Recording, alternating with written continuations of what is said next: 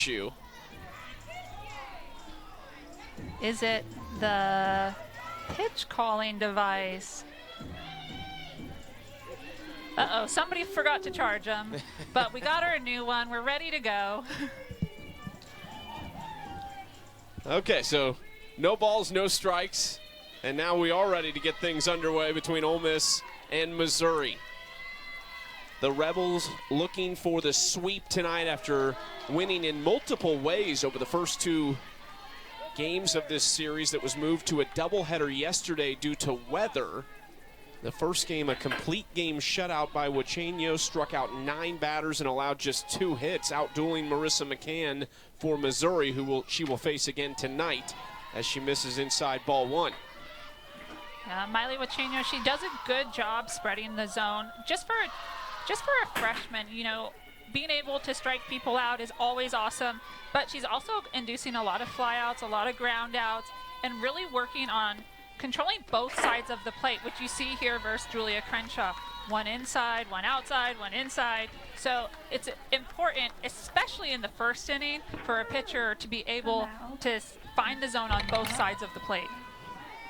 Crenshaw, a senior from O'Fallon, Missouri. As that one bounces into her, and she jumps ahead 3-1. Feels like Missouri right now just needing some confidence as they lost their big rivalry game, the border showdown to Kansas earlier this week. Didn't score a run in that game. Obviously shut out game 1 of this series, and then yesterday the long ball, 6 home runs combined, all 6 solo shots between these two teams, and Crenshaw fired up to draw the leadoff walk. Yeah, Julia Crenshaw getting the leadoff walk. She's been the lead hitter for Missouri this whole time. There you see her with head coach Larissa Anderson, who's moved over to first base this year. It's her 7th season. She's been to the NCAA regionals 5 times, 2 super regionals, a really good team last year. They've struggled at times this year, but looking... Almost a base running error from Crenshaw. I'm not sure what she was doing on that turn at second base, but that almost cost him. Wow. Wow, and really good heads-up play by Percy Yamas over there at first base. Julia Crenshaw, sacrifice bunt, just trying to move runners because of producing more offense early in the game. Percy Yamas thought Julia Crenshaw was making an attempt at third. You see her double clutch there, but ends up backdooring at second base. Julia Crenshaw's lucky there that she was able to get in safe at the back of the bag. Back-to-back games for Abriscato in that 2-hole. Gives them a little versatility to be able to play a little small ball in that spot behind Crenshaw. Now Kara Daly, another senior in this lineup for Missouri from Jefferson City, Missouri. She homered yesterday in game 2.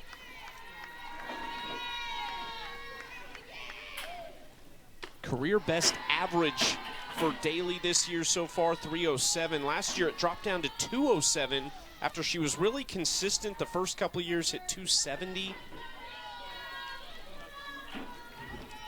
Just trying to find some consistency for Missouri to get all of these bats who we've seen produce in the past kind of on the same page and working at the same time. Yeah, it was, you know, they've struggled with what I would call that team offense, right? Getting them on, moving them over. Yes, the home run is fun. The home run is sexy. It's exciting. It sells tickets. But the difference between a winning team is being able to not only have the home run, but also be able to produce runs with runners on scoring and position. It sounds old school, but that base hit up the middle, the double in the gap, those continue to win ball games for your top teams.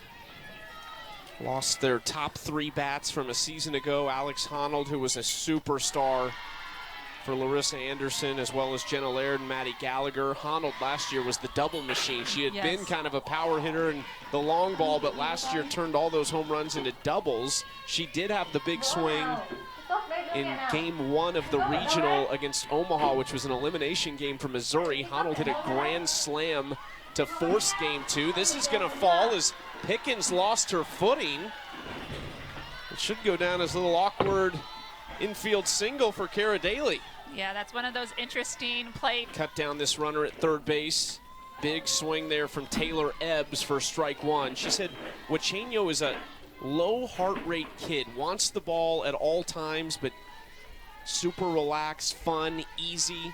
And she's going up against a hitter with a ton of experience in SEC play, and Taylor Ebbs, who transferred from Kentucky. But these are those moments as a freshman that really challenging against a hitter like Ebbs in this situation. As a pitcher, you know, these are the moments you play for. You are playing and practicing for these big moments. You can see here just a little bit of strategy.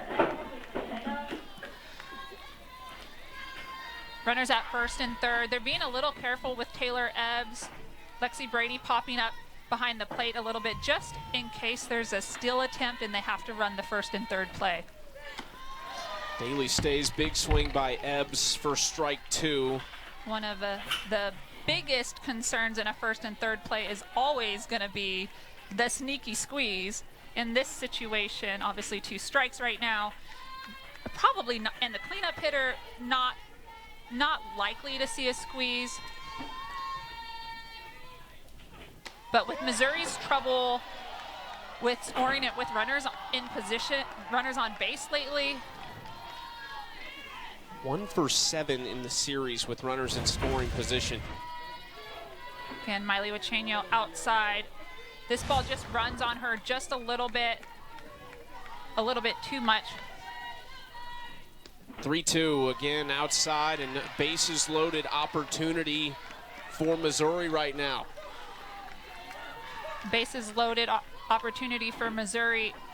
Defensively, this isn't the worst situation to be in. Sometimes I almost would rather have the bases loaded than a runner at first and third or second and third, because it frees up my defense to be able to run for a double play, right? And when the bases are loaded, there are so many options for double plays, and it allows athletes to be creative.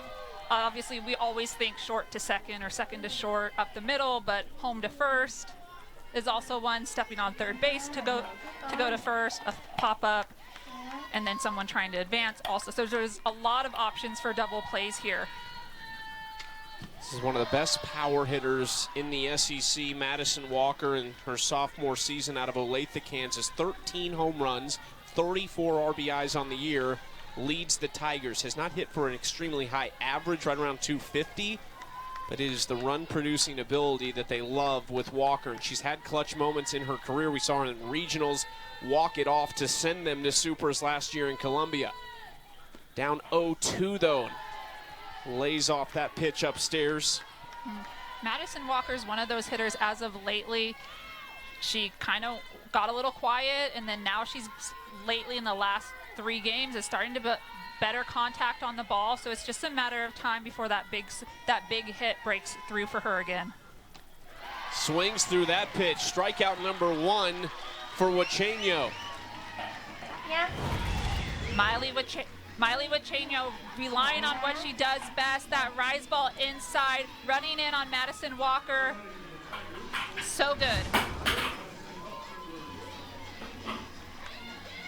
It's like a big momentum opportunity here for both of these teams. For Missouri, you just wonder if those thoughts start to creep in. The struggles they've had in situational hitting, it was something we talked to Larissa Anderson about. This is going to hit Madison up to Grove. So they do come through with a run here as Wachenio runs that inside, and it gets up to Grove.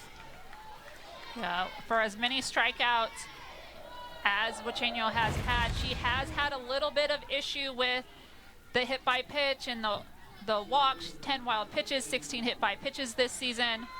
You can see right here, it just looks like it clips just maybe her jersey, her Evo shield, as she's trying to establish that inside corner. Now Kaylee Langer, the center fielder, in with yet another opportunity to build on this lead. We've seen Marissa McCann in a couple appearances this week against Kansas, and then in game 1 against Ole Miss. She's throwing it really well right now. You feel like if you can get her a few runs, Missouri'd have a great opportunity. They've also been tremendous in the first inning. They've outscored opponents 42-16 in the first inning this year. That's the best number in any inning for Mizzou. If you're Wachenio, you had a great outing in game one. What's that psychology like when you come back to face a team for the second time in a weekend and you did pitch well, as far as you don't want to make too many adjustments, but you know they've seen you now. Right, exactly. I think the adjustments is more in the pitch calling, right? You need to be able to vary the way that you get them out. So you're still using the new pitch. It's not your same pitches. You're still using your rise ball. You're still using your curveball, your changeup, all of those things. But you have to be able to work backwards sometimes. And tried the bunt. It was awkward, and then Wachenio threw it at the feet of Pickens. And they really should have had Langer. yeah. I think a little bit of a miscue here from Mackenzie Pickens, maybe a little bit surprised. A very hard bunt by Langer. You can see Wachenio there looking to even potentially tag the runner because she knows there's no one at second, but then she gets caught between an overhand flip and an underhand toss, and that's when she puts the ball at Pickens. So Missouri making it happen with some small ball in this inning. Now Sophie Smith, the 8-hole, coming to the plate.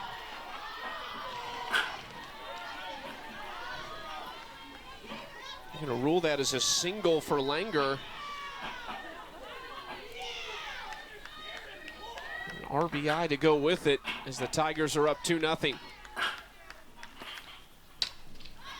Underneath it down the right field line, foul ball.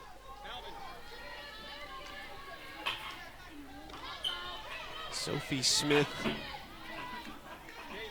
for Missouri out of Spring, Texas, went to Klein Oak High School.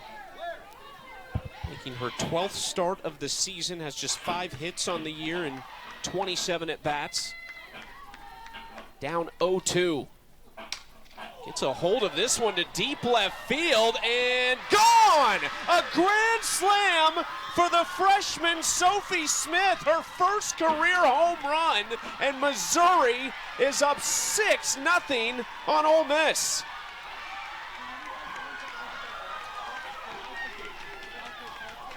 Wow, look at that. Look at Missouri. Inning. Yeah, it makes me think, is it mindset, right? Is it the mental game? Is it the determination, the preparedness that individual athletes on the Missouri team feel? But I think when I have been watching Missouri in the last several games, their offense seemed disconnected.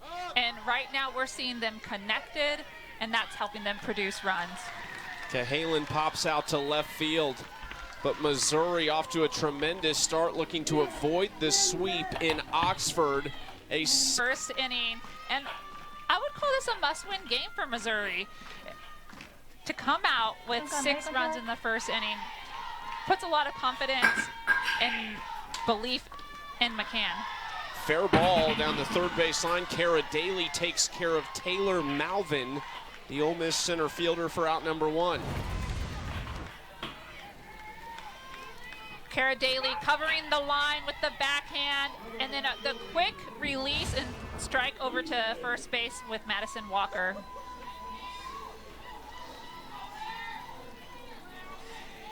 Claire Boutte, the senior from Riverside, California. 3rd school for Boutte. Didn't make her season debut this year until February 28th, but she's been a great addition for them. This is deep and carrying to right center field, and is it caught? It is! I think it's Abrascato who might have ended up with it. No, it's Langer. 2 away. Coach Larissa Anderson said, I need to move Kaylee Langer back into center field. An excellent piece of hitting by Lair Boutte, but wow, just letting the ball carry, seeing it deep and sticking with it at the fence. That's a big out by Kaylee Langer.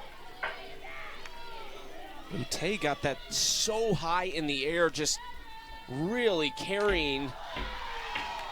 And instead, 2 outs in just 3 pitches. Now Aaliyah Binford in that 3rd spot for Ole Miss. They've been really good with 2 outs in the series, 8 for 20. They plated 5 runs yesterday, 3 home runs by Pickens, Yamas, and Brady in that game. Leah Benford, one of 8 transfers, part of a almost completely new roster, 16 newcomers for Ole Miss. Benford comes over from Baylor. Yeah. She hits this high into center field, and that's carrying on Langer back toward the warning track and caught. A very efficient 6-pitch inning for Marissa McCann. Haley Langer in center field, the long ball from Boutte, but no problem for Langer and company. Great start for the Tigers.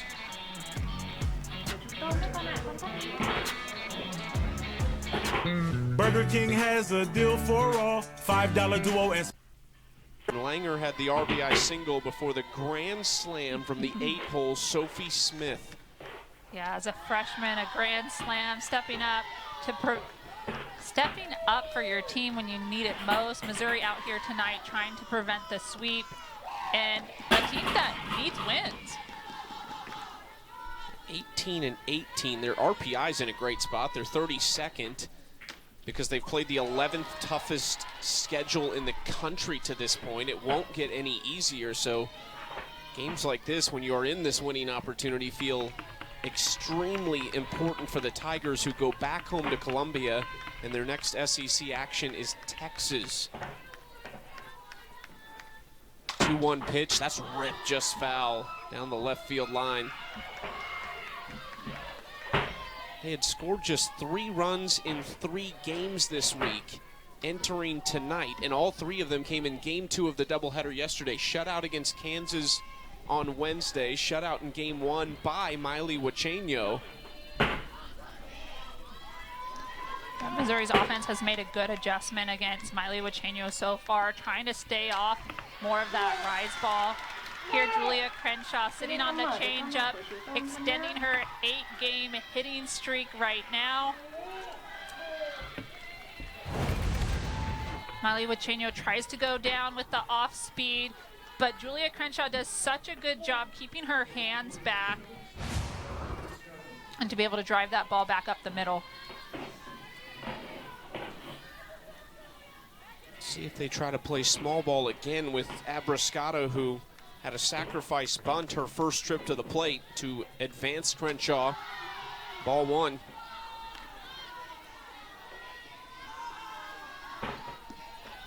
Struggling over her last 9 games, just 3 hits and 23 at-bats, but a couple doubles in there, a few walks to go with it as well. Takes strike 1 on the outside corner. She was a big contributor last year as a true freshman, made 37 starts on that super regional team. They were so close, Monica, to going back to Oklahoma City.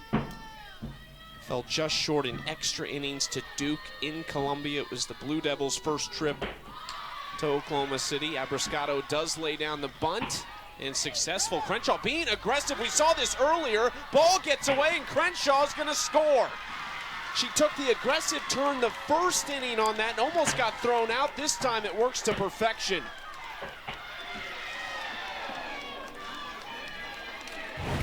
Heads up base running by Julia Crenshaw. They drop the bunt here. Miley Wacheño makes a good throw, but Julia Crenshaw, the catcher, she doesn't even miss a step, even potentially hits the shortstop as Lexi Brady tries to come over to cover at third.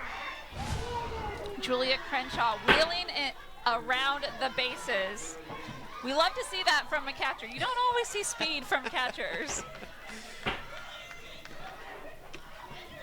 Not that catchers can't be fast, people. Not that catchers can't be fast, but you're worried you're offending former teammates right now. I am. I have several that I'm concerned about. Usually catchers are sneaky fast. Don't text me. If one of your former catchers were to text you right now, who would it be? Who would be most offended by that comment? I would say probably the slowest catcher. Shannon Depking, she's a head coach at Syracuse, but she wasn't very fast, but she liked to make fun of the speed of catchers. So I think she'd probably be the first one. She has a great sense of humor to make a joke about me saying something. She was a pretty good player in her time as well, so. Kara Daly at the plate, singled and scored in the first inning. working ahead of Huachenyo. Fouled straight back. Missouri already 2 more hits than they had in the entirety of game 1 against Huachenyo. Also walked twice, which matches the total that she issued in game 1. Seen her dominate multiple teams, had a complete game win over Arkansas when they took 2 of 3 from the Razorbacks. 3-2 count.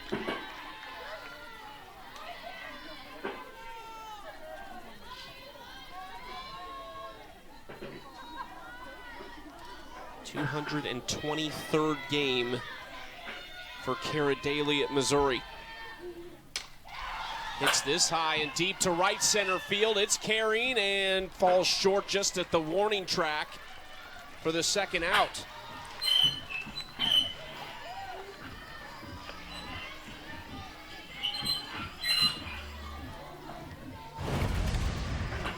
This is a good job by Lair Boutte. You can see she's fighting the sun a little bit, but she doesn't drift. She gets underneath the ball and is able to make the catch at the fence. One run across in the second, but Huachenyo can tidy this up right here and get the Rebels back to the dish. Taylor Ebbs at the plate. A walk in her first time up.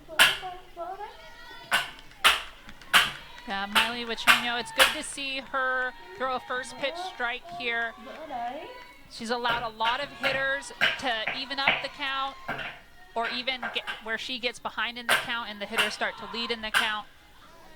She's had 4 3-2 counts full counts this, they're only in the second inning, so 4 full counts so far, excuse me.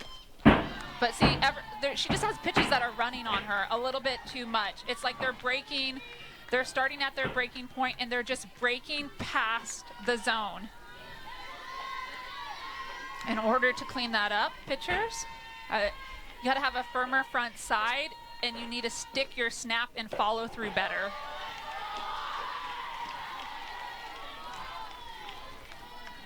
It's interesting, the run in this inning unearned, obviously, with the error on the throw, and kind of had the awkward play at first base in the first inning. This has been a really good defensive team for Ole Miss. They only have 5 errors on the season and .977 fielding percentage, so Huachenyo's been a little off. The defense has been a little bit sloppy. It's another full count for Huachenyo against Ebbs. Yeah, full count is not where you want to be as a pitcher, especially when you start off with a leadoff strike to a hitter. And a walk. The third of the game for the Tigers. Second time Ebbs has walked. Huachenyo has good stuff. We've seen her perform really, really well, and we've seen a lot of big swing and misses on her rise balls, and we see her angling pitches into the zone, but tonight it's almost like her angle is a little bit too deep. She needs to straighten out her ball line. Skied on the infield, a long run for De Leon to make the play. They don't have to produce as many runs, so this is definitely a challenge. Coach Traxel, though, I just love that she continues to breed confidence into her players. The last thing you want to see happen when you have a first inning like that where the other team puts up 6 runs is for your team head to go down and just look like they are defeated. They got to find a way to kick, scratch, fight, bite, win a single pitch, put 1 run on the board to then hopefully create some momentum to make it a good ball game. That ball was fouled off of Percy Llamas, so just kind of walk this off right now. Llamas, one of those fantastic freshmen, really a trio of the 9 that have played, or the 8 that have played a lot. Llamas, one of them from Eastvale, California. Was also a pitcher in high school, has not thrown this year, but maybe an opportunity for her to do so in the future. The bat has been tremendous as she fouls this pitch away, and it's down 0-2. It's been Miley Huachenyo, Percy Llamas, and Mackenzie Pickens who have been really game changers for this team this year and have made them into kind of the team they are. Yeah, so many good freshmen have come in, and Coach Traxel even mentioned on our call earlier this week saying, we recruited this freshman class to be game changers, to help us level up this program. We told them from day one that we wanted them to come into the Ole Miss program and be difference makers. And I think you see it from those three freshmen, Percy, Perkins, and Yamas, Perkins, and Wachenio. So they all come from successful programs, high-level programs, so they've been coached hard and they know how to win. As this runs in on Yamas. Ooh. That looked like it got a little on the hand right there. Not a fun place to get hit. A lot of little bones inside the top of your hand. She's getting looked at, and this is not what they want to see. Hopefully Yamas is okay. And a staple at first base. Her first college at bat, did not start the first game of her career. Came in her first AB, a pinch hit, go-ahead 3-run home run in their win over Clemson, and she's been in the lineup ever since. Oh, yeah, it looked like it hit just on the knuckle or just underneath the knuckle of her ring finger. That hurts. And it's one of those places you get hit that it feels okay right away. You can walk it off, so to speak. But tomorrow, I'm pretty sure hopefully everything goes okay, but there might be a chance she'll need an x-ray. Good to see her stay at first base for now. And it is the 5-hole and their best hitter this season, Lexi Brady. Big swing there underneath it for strike one.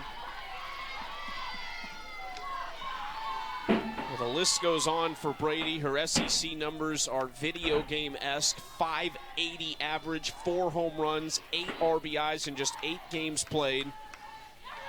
Returning starter, she had 257 last year, 13 home runs. Is already approaching that number with 11 on the year. And she's just on a tear right now. A 9-game hit streak, 14 of the last 15. Look at the year-by-year numbers for Brady. Average up a little bit in 2023, but more usage last year, and it dropped to 257. Yeah, I think the most impressive is just the increase every year, or especially this year. Wow, crushes this to left center field and into the netting in front of the scoreboard. Lexi Brady on cue with her 12th home run of the season to give Ole Miss a boost.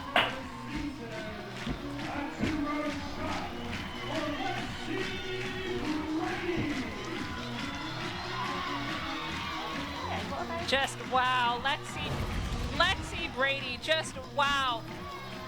Coach Earlywine talked about her exit speed and exit velocity on this swing, up to 80 miles per hour, one of the best he's ever seen. And wow, does it show up consistently in her power numbers, really stepping up for her team, just having a career year. 3 different hitting coaches in 3 years for Lexi Brady, and you mentioned the newest one of a trio of new assistant coaches under Jamie Traxel, Aaron Earlywine, who was actually the head coach at Missouri for 11 years, led them to 8 super regionals, 3 Women's College World Series. He was fired back in 2018, but makes his return to the SEC this year for Ole Miss on really what is a very high-profile assistant coaching staff with Earlywine and Nancy Evans, who is the career win percentage leader in the NCAA. Bobby Buchanan also comes in. He was the director of player development at A&M last year. This is a little bit off the end of the bat into shallow right center field and called off by Abriscato. There's one out. But you're seeing the difference with Earlywine as the hitting coach this season. Yeah, I think Earlywine, he's done a good job of improving the offense for Ole Miss, and I talked to him a little bit about what his philosophy was on hitting. He said that, you know, we really believe in a level swing. We don't want to have a huge launch angle. We believe that when you're facing SEC pitchers, that the majority throwing 65 and above, almost all of them with a good rise ball. Majority, not all, but majority have a good rise ball. The last thing you want to put on a rise ball is a launch angle. So he mentioned they've worked really hard in the off season and preseason on having a more level, compact swing for these Ole Miss offense, and it's really helped them increase their team batting average. And Lexi Brady it's really paying off for her, as her numbers in batting average and home run have all increased this year. 0-2 pitch is a little bit low to Jaden Pone, the left fielder. Pone's second year as a Rebel. Transferred from Longwood, where she spent 2 seasons, Big South Player of the Year and Freshman of the Year in 23 and 22. Tries to slap that one, but foul.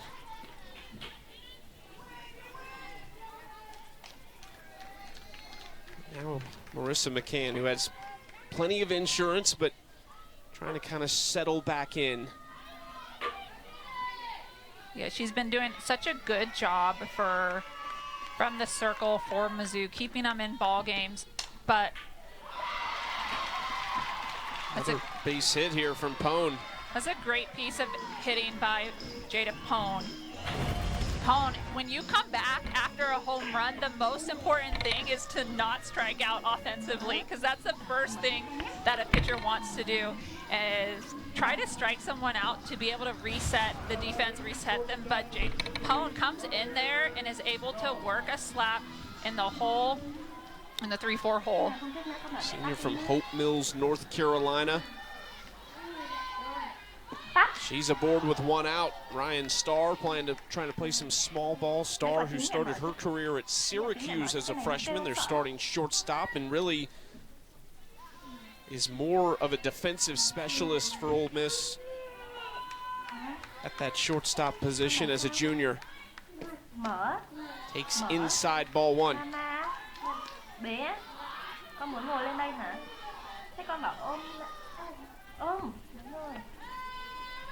Mentioned the improvement numbers-wise. You can see it all over the place. They're approaching their season total in home runs and doubles from a year ago. They've been more aggressive, too. They've stolen 11 more bases than they did all of last year already. Starr misses another bunt chance. Yeah, I think just a more dynamic offense and being more versatile, like having the speed, the doubles, the home runs, the RBIs. When I look at an offense, one of my favorite stats is RBIs. Like, that's probably one of the hardest stats to have. Starr goes down looking on an inside pitch. She did not love the call, but that's out number 2. The first strikeout for McCann. This is a good job by Marissa McCann coming back after the home run and the hit, getting the strikeout. Really good job of Julia Crenshaw grabbing that pitch quickly so it doesn't linger in the zone too long.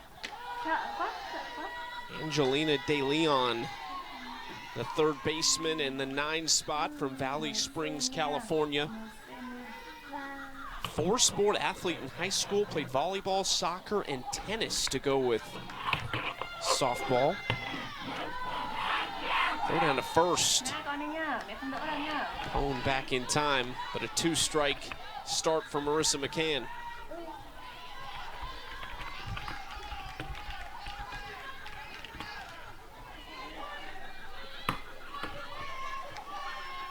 De Leon, a returning starter, puts a charge into this one to left, and that is gone.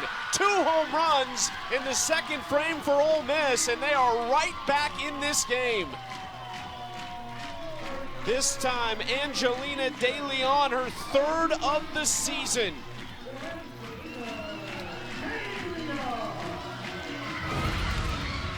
Angelina De Leon, that low inside pitch that Ryan Starr was just rung up on. She puts a good bat on that. Enough for a home run. Gets to barrel, gets to contact. And we got a 7-4 ball game. She's got the chain now. And the, was that a snapback? The hat, the swag. Ole Miss is having some fun in the dugout. There is just a calmness about this team right now when they were trailing to get back in this game as quickly as they have. McCann misses to fall behind 2-0 to Taylor Malvin. I think it shows that Ole Miss, even with Hone and now Malvin, you have these slappers sandwiched between some power hitters, being able to set up an offense, set up the person behind them, finding a way on base. This is where it's really important for Marissa McCann to attack those lefty hitters a little bit more, being able to get ground ball outs. This is not someone that you want to put on base. It's the first 3-ball count of the game for Marissa McCann, trying to talk things over with Julia Crenshaw. Here's this week's SEC Network featured baseball matchup. Number 2, Arkansas begins a 3-game series with Missouri Friday night. Coverage begins at 8 Eastern, 7 Central from Baum-Walker Stadium in Fayetteville. A lot of good baseball and softball action on our ESPN family of networks this weekend. In this matchup, they've saved all the offense for tonight. They were 9 combined runs in the first 2 games of this series. We've had 11 in 2 innings tonight. Yeah, it really shows. In the SEC, Game 3 is just tough, especially if one of the teams have won both games 1 and 2, and even if they've split, Game 3 turns out is usually a dogfight. It's going to be a battle of pitchers or a battle of hitters, and tonight we're seeing a battle of hitters. Larissa Anderson wants to talk things over. Sierra Harrison is out in the Missouri bullpen. The junior threw yesterday as the starter, went 4 1/3, gave up 5 hits and 2 runs. Looks like Anderson would like to see McCann at least get out of this inning before they have to bring Harrison in. Yeah, I think McCann, when she saw Coach Anderson coming out, she thought that she might be coming out herself. So she gets a chance here to reset, try to break up the momentum, stop Ole Miss's momentum. Even though this is their 2nd time through the order, Marissa McCann needs to find a way to spray the ball out to her defense and pick up some clutch pitches. It is a good pitch on the outside corner for strike 1. Boutte is the one who hit that towering shot out to deep right center field that was caught by Kaylee Langer, leaping up at the wall. 0-1 pitch downstairs. Jamie Traxel calls her a violent swinger. We saw that her first at bat. Ton of power. She's only hit 1 home run though, that's the odd part, but she really swings it. 6 doubles on the year. Yeah, Claire Boutte, she's done a great job offensively. She's what I would say is more of a pure hitter. She works every pitch. Even that one you can see, she didn't like that call from the umpire, but it's not going to change her mindset pitch to pitch on what she's trying to do and how she's trying to attack the pitcher. 1-2 from McCann. Boutte fouls it back.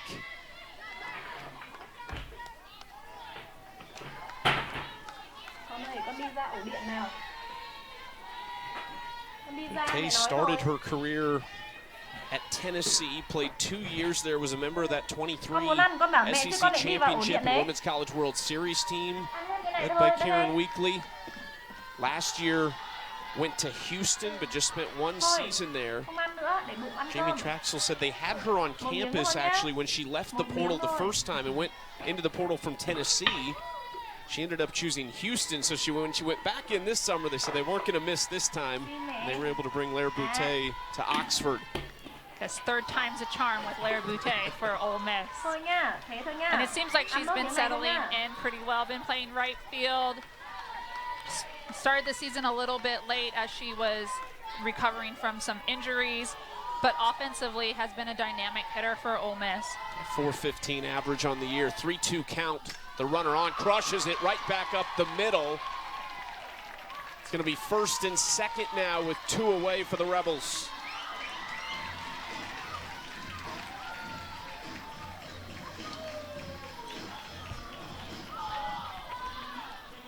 We're really starting to see Marissa McCann. Lerbutte keeps it really simple here. I like how she gets her front foot down early and then covers the outside corner so well. This ball looks to be a little bit off the plate, but not a problem for Lerbutte. Protecting, saw those first 2 strikes called on the outside and knew had to go get that pitch. Binford underneath it, tailing in foul territory. Walker lost it. And another chance for Aaliyah Binford. We saw a very similar situation in the Missouri-Kansas game on the other side of the field earlier this week. This is not where you want to be with Walker and Sophie Smith over there. That's a ball that needs to be caught. There's no doubt about it, especially with the momentum that Ole Miss has. Now you're giving Aaliyah Binford a 300-plus batting average, a second chance. That was off the end of the bat, but down in left field. 1 run will score for Ole Miss to make it 5 here in the bottom of the second. An RBI single for Binford. And that is why that ball has to be caught. You cannot give hitters extra chances.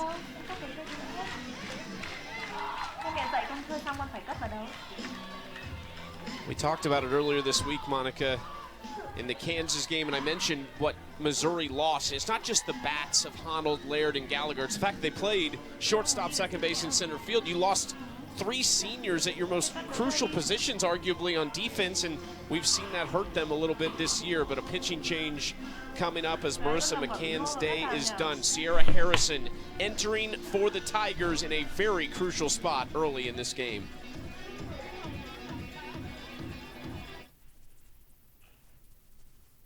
Ole Miss has cut the Missouri lead to 2. Jamie Traxel's encouragement must have worked. Let's hear how she's feeling now.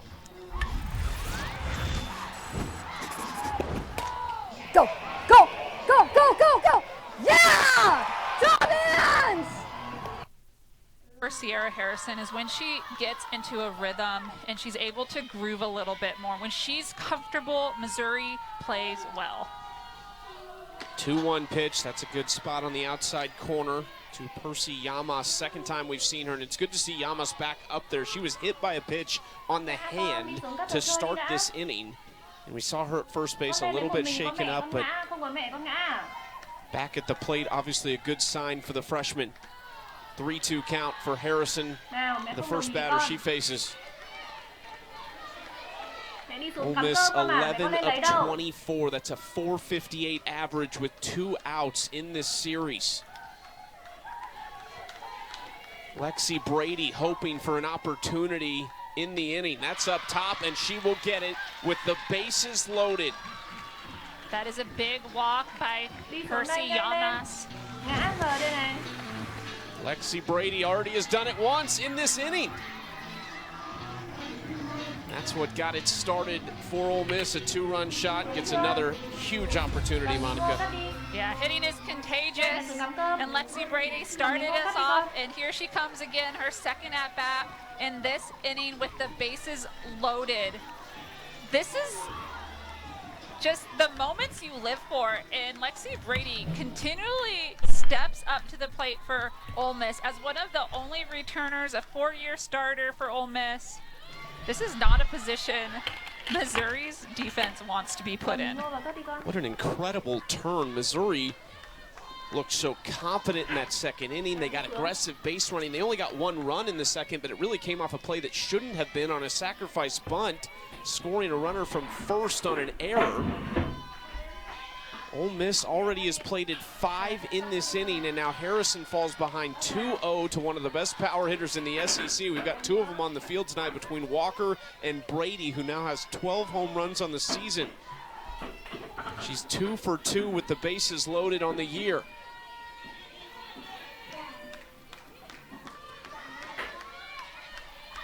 That just floats in there. People just floats in there.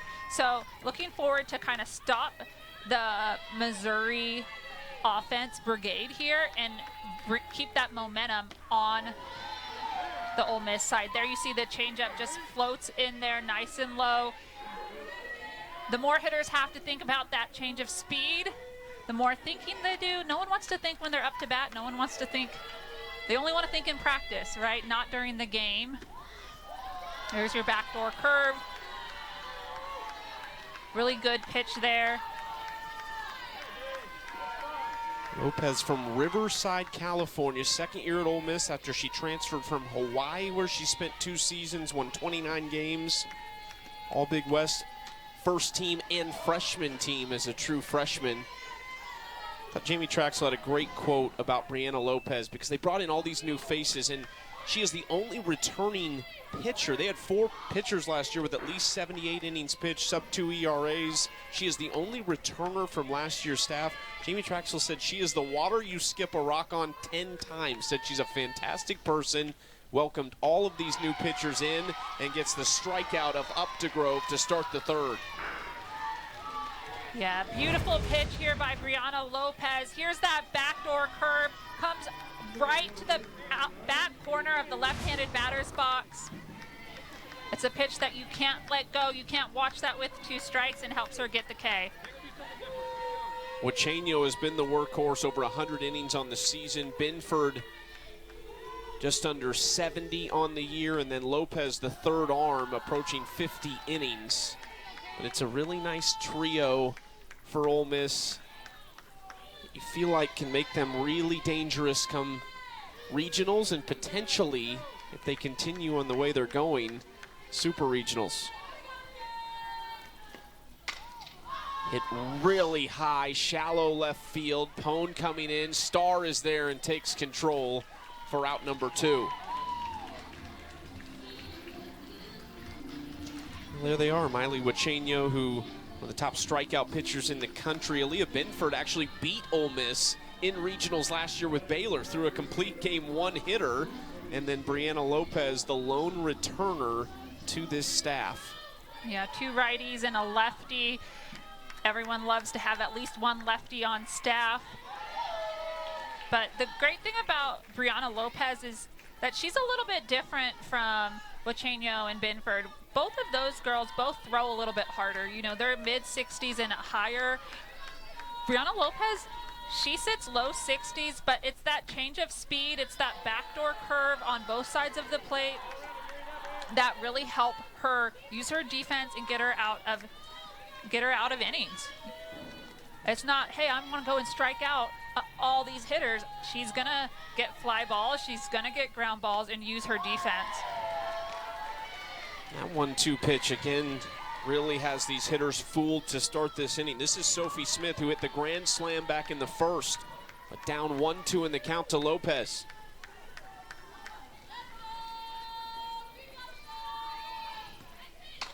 Up top, Smith goes and gets it. This one doesn't have enough juice behind it. Pone there, 1-2-3 inning for Brianna Lopez. Ole Miss down just 2. We'll talk to Jamie Traxel on the Upsons at North Dakota State. 6 of them as the co-head coach. Yeah, she told us on the call this week that when she was approached by Ole Miss from Minnesota, she had to ask herself, why am I leaving Minnesota? Like, we just went to the Women's College World Series. I've helped build this program here. If I'm going to come to Ole Miss, I want to see that investment into their softball program. And here they are years later, standing in a brand new stadium. Yeah, really high praise for the administration here. Has a great relationship with the Ole Miss administration overall. Speaks extremely highly of their commitment to softball, and just said as a whole, Oxford is such a fantastic college town that, you know, supports all of the programs really well. Yeah, Coach Traxel wanted to give a big shout out to Shannon Singletary over in the athletic department for being such a big supporter for softball, allowing her to help have input on the stadium, and also help when she said, hey, I need a new coaching staff. I need to go revamp my coaching staff. And bringing in Coach Earlywine, Coach Evans, and Coach Buchanan with her this year. So new vibes all around, new stadium, new coaches, bringing in transfers. That just shows the support that Ole Miss athletic department has for this softball program. You saw her stops right there. 30-plus wins in 10 straight years at North Dakota State before moving on to Iowa State briefly and then Minnesota.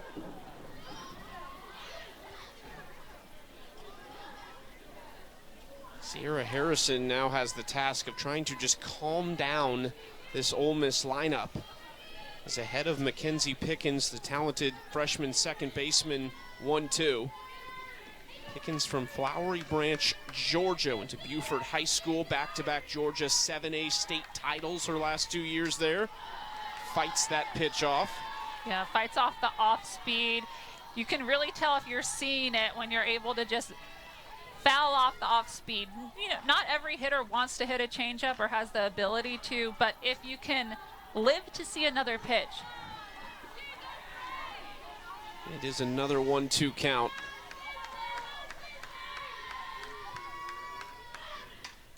If I said the most frustrating hitter, maybe not the best hitter you ever faced, but the most frustrating hitter you ever faced, somebody that just felt like they could keep it at bat going forever, is there anybody that comes to mind? Most frustrating hitter.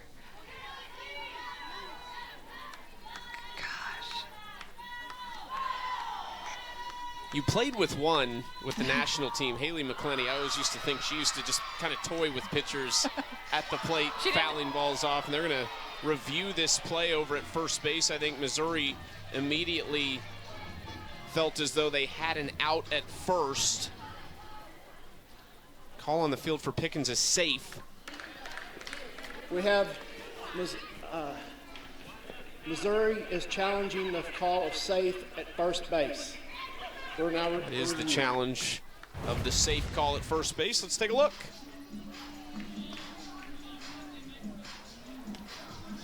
Oh, yeah. Oh. Yeah, I think this might be overturned. Good job by Pickens leaning forward as she approaches first base. But I think that was in the Madison Walker's glove.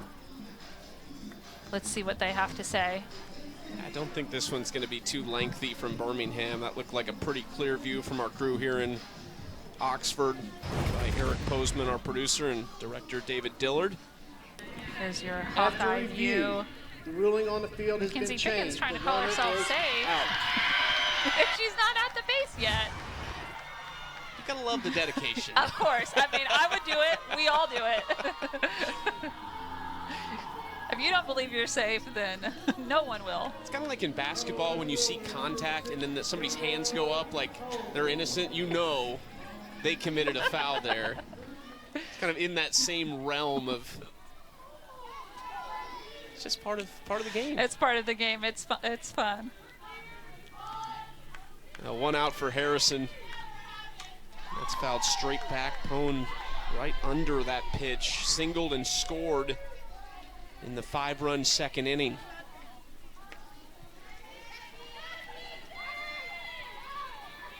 See if we can have back-to-back half innings with no run scores. 6 in the top of the first, another in the top of the second for Missouri, and then 5 in the bottom of the second. Out to left field where Cahalan makes the play, 2 away.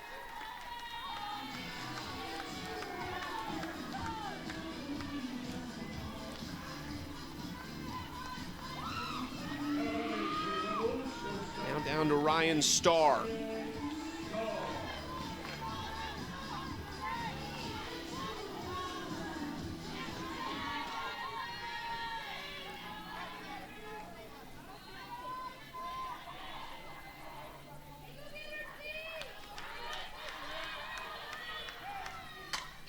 That's a really good swing on this, but right in the direction of Kaylee Langer in center field. 1-2-3 inning for Harrison. Mentioned mindset of her offense and keeping them loose, keeping them with good energy. At times she feels like the stress of the game has affected their offense. She said it's affected me a little bit, as a head coach, like any head coach, trying to get their athletes to perform or do certain things on the field. But she's really done a good job of just wanting them to be a little bit looser. And I hear her. You know, you want to be the person that throws the punches. You don't want to be the one taking the punches. The bottom of the order for Larissa Anderson has been great in this one. There's 6, 7, 8 hitters. Hit by pitch, RBI for Updegrove, an RBI single for Langer, the grand slam for Sophie Smith. Now Claire Cahalan, who's 0 for 1, trying to get it started for the top of this order. Cannot get that one over Starr at shortstop. One away. Lopez has entered in relief and has retired the first 4 batters she's faced.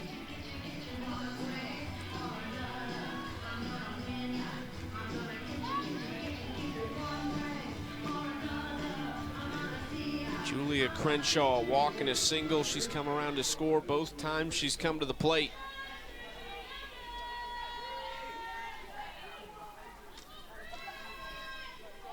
Actually came in to Missouri just as an infielder, and Larissa Anderson and company tried her out behind the plate, threw the gear on her, and it stuck, and here she is as a senior having a fantastic final campaign for the Tigers.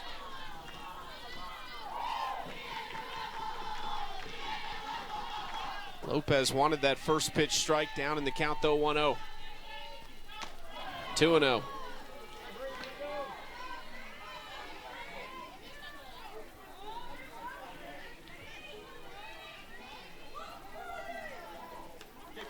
Temperature dropping just a little bit here in Oxford, Mississippi.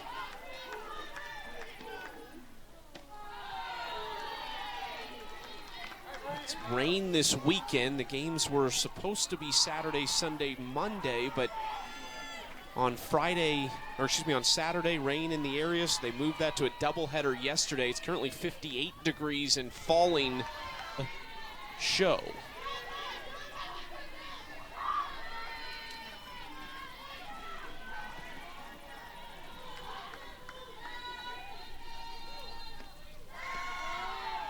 That's 5 balls in a row for Brianna Lopez.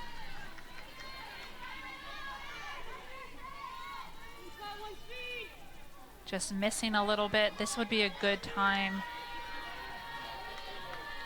for a timeout from Lexi Brady if this is not a strike. There she is. She settles back in. Sometimes pitchers tend to try to be a little bit careful even when especially when you have the good hitters, especially like Julia Crenshaw, who walked before this, trying to be a little bit too careful around the zone instead of trusting your spin or throwing through your pitches. How tough is it to get out of that? If you do tighten up a little bit and maybe doesn't feel right on a day, how difficult is it to kind of snap into it? Oh, it's hard. I think it's probably one of the hardest things in pitching. One of the easiest keys is you throw a different pitch, right? Like maybe another pitch is working, a pitch that you don't use a lot, your changeup, your drop ball, and then go away from your main pitch for an inning or two and then come back to it. But a lot of times when you try to... Oh, strike him out, throw him out. No, the tag was not quite in time. There's a great response after the walk from Lopez, and they almost had Crenshaw at second. The changeup from Brianna Lopez with the swing and miss. Lexi Brady, though, coming up firing. Really close play here. The tag on the bent knee instead of the extended leg, I think is what got them there. Got the safe call. The ruling on the field is safe. We're now in review. Ole Miss will challenge the play. I think you nailed it, though. I think that's exactly what happened with the tag not going on that lead leg. Yeah, I don't think this was on Lexi Brady in the throw. Honestly, it's actually pretty impressive on that 47-mile-per-hour changeup to then still be able to make a throw fast enough and on point enough. But you see with Pickens at second base, there's the tag, but the tag doesn't seem to hit the front foot. That's a great view right there. It looks like it. Ooh. Did it get that inches? pant leg? Look at this Hawkeye system being able to zoom in. What a great view.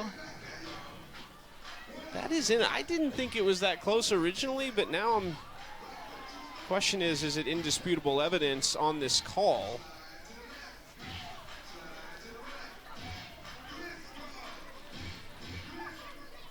Kind of looks like the glove gets turned over there a little bit. Yeah, on that one it looks out, but we're about to get the word from our home plate umpire. After review, the ruling on the field is upheld. The runner is safe. Not enough for them to overrule that call, so Crenshaw will take the stolen base and stand in scoring position with 2 away. yeah, I think that's definitely, if you had tagged the lead leg instead of the bent knee, she would have definitely been out. But in a blink of an eye, that is how the game's played. 6 for 6 stolen bases this year for Crenshaw. That misses, or that hits the outside corner for strike 1. She's been active on the bases too, because she walked the first time up, the Abrascato sac bunt. We saw that big turn. The next time, singles in the same situation with the sac bunt and creates the run by the miscue defensively. Yeah, she goes first to third on the Abrascato bunt. The ball's overthrown, and she's able to score from first on a sacrifice bunt. 1-1 to Daly. Really has these hitters fooled. Daly watches that off-speed pitch for strike 2.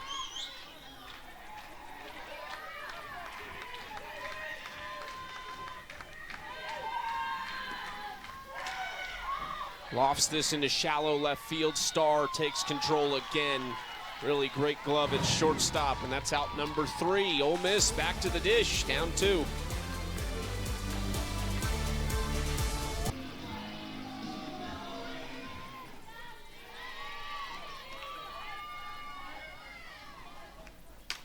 First pitch popped up and out of play. Let's take a look back at that 2-run blast in the second.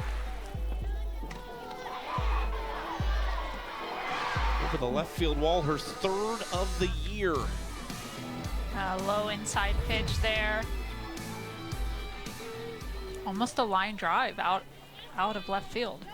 Much different than Brady's that was into the clouds. I think it almost went over the scoreboard, Brady's.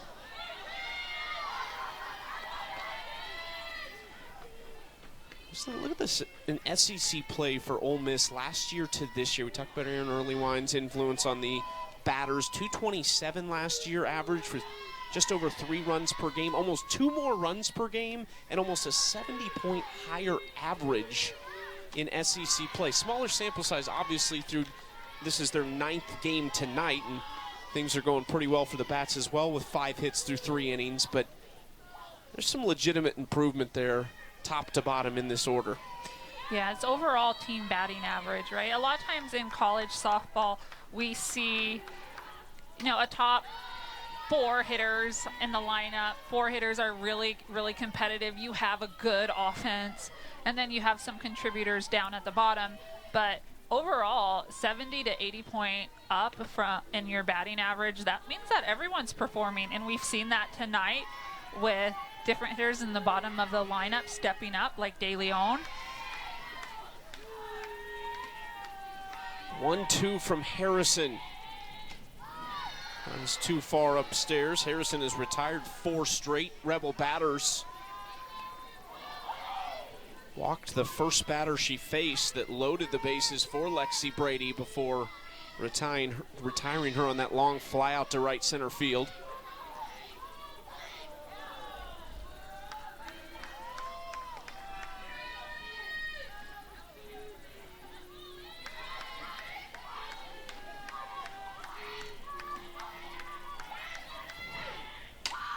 Ground ball, backhanded by Updegrove. Nice play by the freshman at shortstop for out number 1.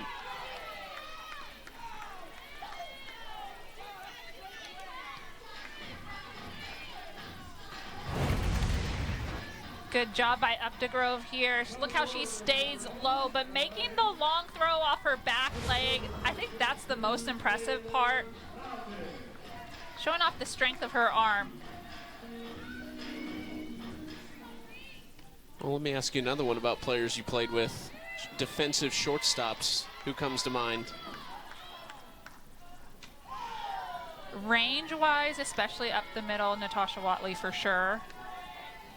The backhand play, Delaney Spalding. Okay. And she had Delaney Spalding, she had that quick release. It was almost like, looked like a wrist flick rather than a full throw. Some pretty good names, I would say. Yeah. Both Olympians.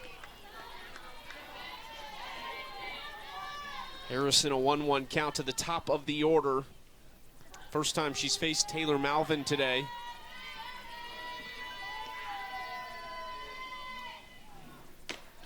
Outside ball 2. Malvin from Johns Creek, Georgia. First-year starter. She played in 75 games over the last couple seasons. 5 starts last year, but only had 17 at-bats.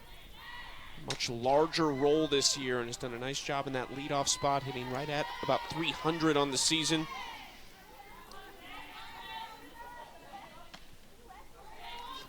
Setting the table for some bigger hitters behind her, like Blair Boutte, Aaliyah Binford, Percy Yamas, and of course Lexi Brady.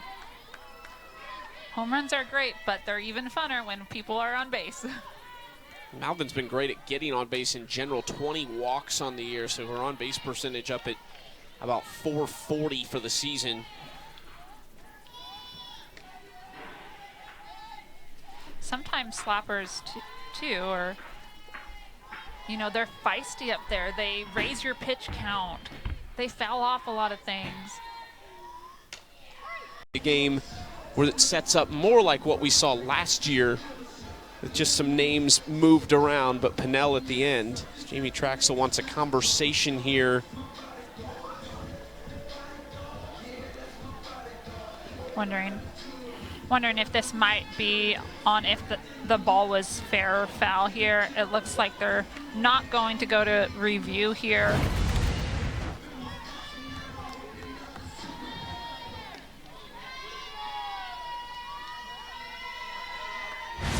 I wouldn't think that was a question of obstruction on that play either, because the ball was already firmly in possession of Walker, so she has the right to be there at that point.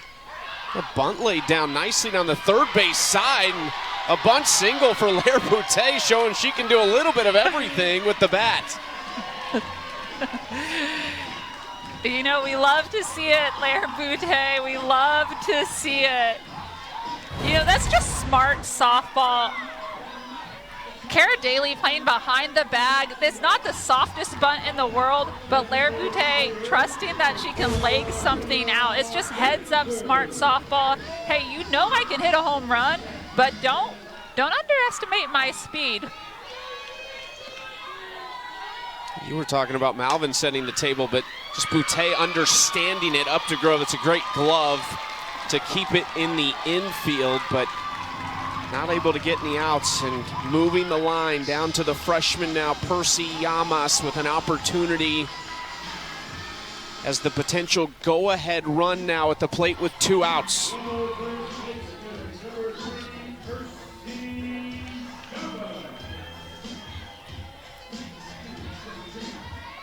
Two-out hitting, striking again for Ole Miss. 5 for 8 today with 2 outs.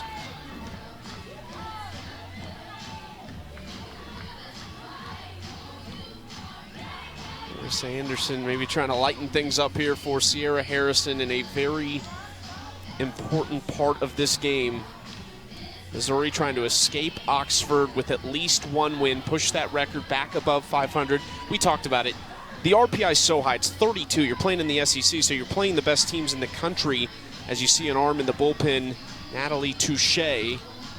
But it's just about staying above 500 with the slate they have coming up. Texas this weekend, they've got all ranked teams left in SEC play, which isn't hard to do because most of the teams are ranked, but some of the top teams in the country. Yeah, when it comes to postseason play, I know we're still a month away, but things like RPI, strength of schedule, but you also have to have that 500 batting average. I also think Coach Anderson came out to talk to Sierra Harrison. Yamas is up to bat now. This is a must out for Sierra Harrison, if she sees Lexi Brady, who would be up next, we could potentially see a pitching change. Just because of the potent power that Lexi Brady has, she hit the ball literally right to the fence in her last at bat against Sierra Harrison, who was I think the first or second batter that she faced. Yeah, second batter after walking Llamas actually to load the bases. So essentially the same exact situation here with Brady on deck, Llamas at the plate, who's had her clutch moments as well. She's got 5 home runs, tied for second most on the team. She leads in RBIs. I mentioned that 3-run home run against Clemson in her first college at bat as a pinch hitter to knock off the Tigers in the season opener. 13 of Ole Miss's 22 hits in the series have come with 2 outs.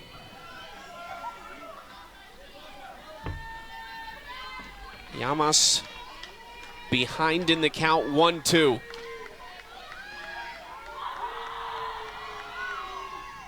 Big swing here that gets into left field. They'll wave the runner around from third. The throw into third, and she did not touch the plate in time. No run scored. Her foot was inches from touching home plate, but no run scores for Ole Miss.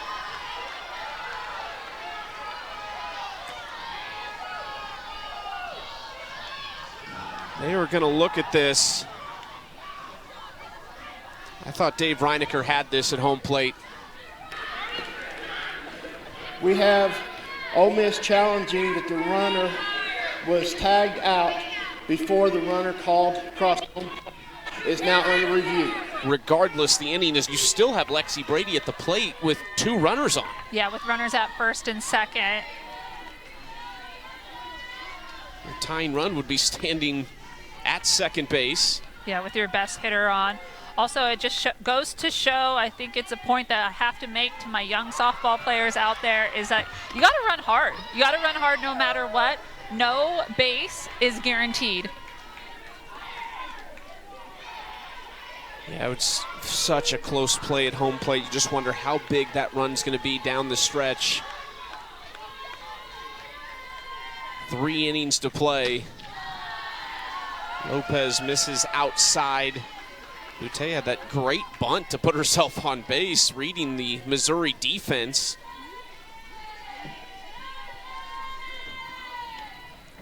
One-two, ground ball right side, backhand smothered and crawling to first base. That's how you do it, Percy Llamas. Yeah, they work on that in practice all the time, right? Hey, Percy Llamas, do whatever it takes. That's fun, you know.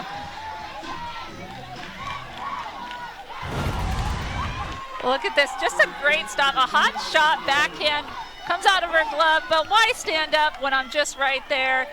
We crawl and just dive forward to first base. Good effort by Ebbs too, avoiding with the little jump, not to step on Llamas there. And that one eats up De Leon at third base. He got caught in between hops, and that'll put Madison Walker on first with 1 away.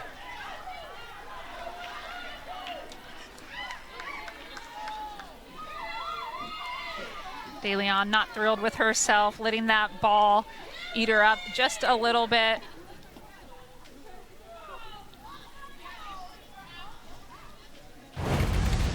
Angelina De Leon, she's been solid over there, but on this one, she gets caught in between. She tries to take the side view, which is common when you're in the in-between hop, but it just catches her on the heel of the glove.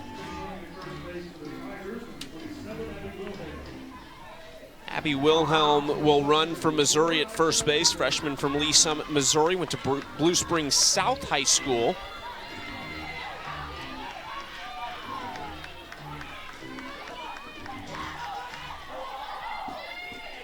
Madison Updegrove. Couple nice defensive plays last inning at shortstop for her. Watches strike 1. And a beautiful changeup by Brianna Lopez for pitch 1. Starting them off slow to then speed them up.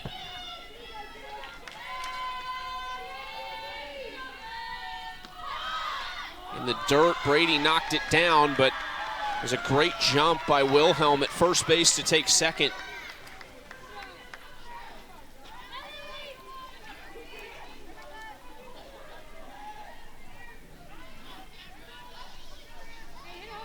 "12 runs in the first 2 innings of this game.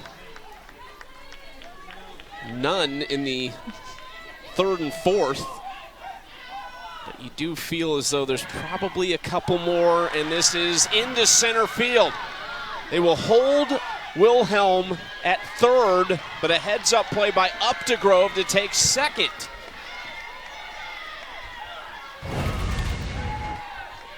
Ball hit up the middle. Taylor Malvin coming up, throwing a strong throw home. Lexi Brady be able to get the throw, but able to advance to second base. That ball was a little bit too high to be cut there, which allows the advance to second base. Updegrove had struggled in the last 6 games, going back to the beginning of the Oklahoma series. It's a foul ball on the bunt attempt by Langer. It looks like it hit the bat twice there. Trying to try a sneaky bunt here. You can see it did hit the bat twice. Good call by our umpire behind the plate. Dave Reinecker going to bring the crew together to discuss exactly what happened. Jamie Traxel may be inquiring if it hit Langer out of the box.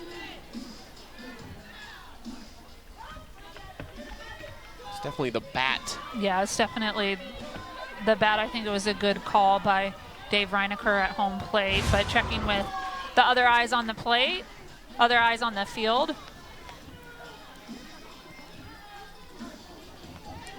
Then she was checking on Percy Yamas, who was like she had something in her eye and is still kind of trying to blink her vision clear, it looks like, at first base. That's fouled straight back by Langer, and she's down in the count 0-2.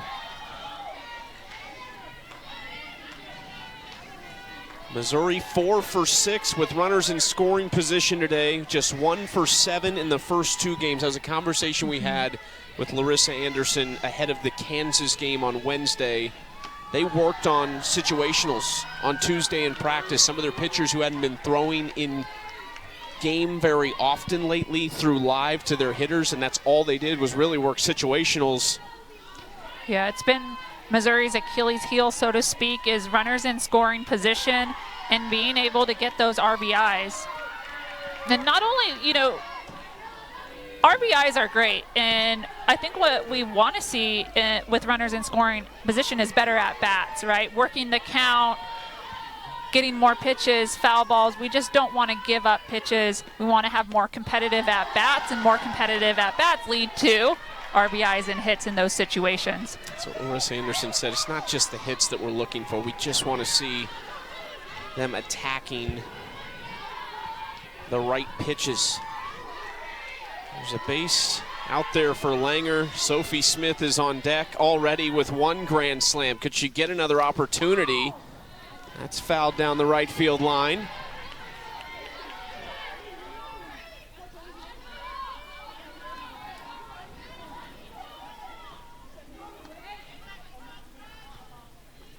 Smith hit that grand slam in the first inning off of Miley Wachenio.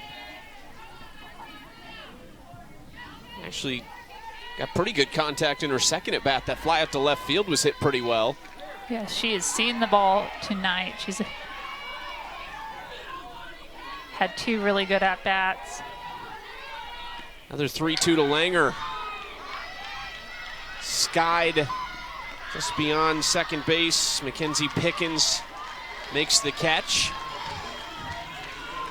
2 outs. And here she is, Sophie Smith coming to the plate. A grand slam in the first inning has been huge for Missouri.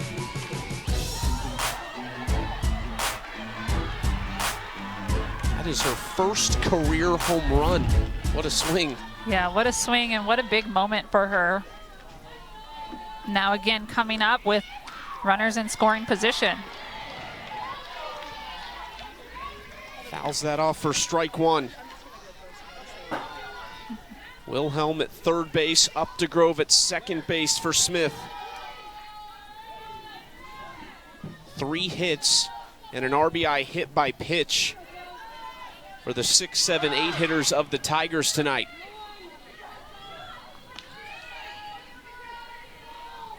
They've driven in 6 of the 7 runs.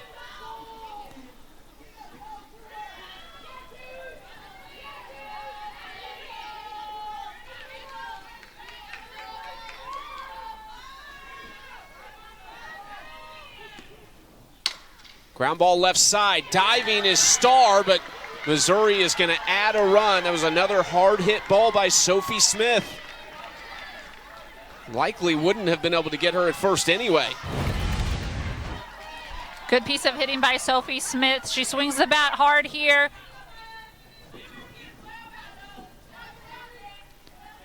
Starr diving, trying to make a play. Preventing the ball to the outfield from going to the outfield. I know you're thinking, oh, she dove and she wasn't able to make the play, but diving on that and making that stop. She might have not had a play on Sophie Smith at first base anyway, but it definitely keeps that runner at third base and preventing another run scoring. Larissa Anderson going to make a change here as well and give Maya Dodge, a senior from Hiawatha, Iowa, in her second season after transferring from Northern Iowa, where she was the Missouri Valley Conference Player of the Year in 2023. It's 5 hits on the season, 3 RBIs. Watches that from Lopez, down and away for ball 1.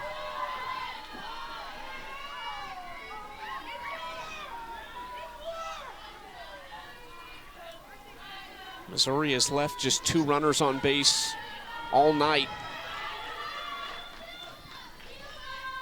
Executing at a much higher level offensively than we've seen in the previous 3 games this week.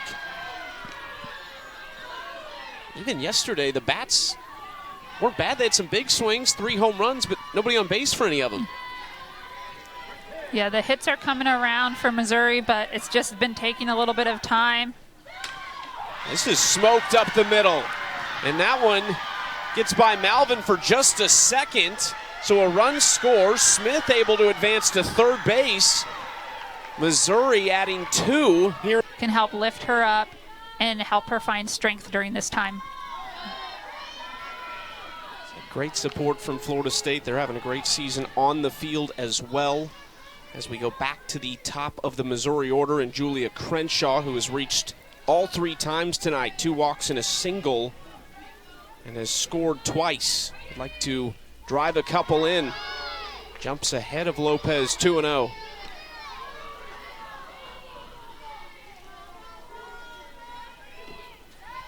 Missouri hitting .500 with 2 outs tonight as well. Talk a lot about the Ole Miss 2-out hitting. Missouri 4 for 8. Just shows that on any given game day, anything can change. You can turn it around.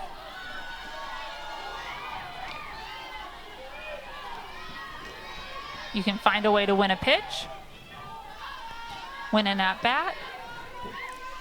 And one thing I like from Missouri's offense, you're seeing a lot more sneaky bunts, a lot of just things going on at the plate. This is her 3rd walk of the night.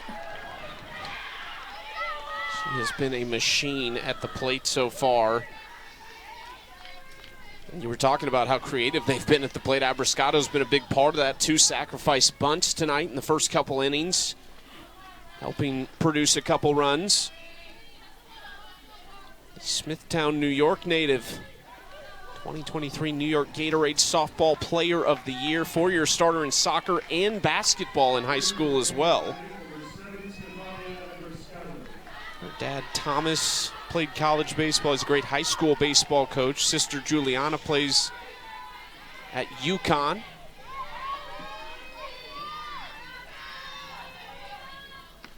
First pitch, Abrascato underneath it. Shallow right field. Pickens called off by Boudin. Army crawl to first base at times. Be the secret defensive play for all first basemen. I'm just glad to see Yama staying out there after getting hit on the hand earlier in this game. Strike one to Lexi Brady. Yamas and Pickens, we mentioned, the two offensive freshman impacts to go with the great pitcher Huacheño this year. Now the senior Brady. 0-1 pitch, inside ball one from Harrison, who stays out there.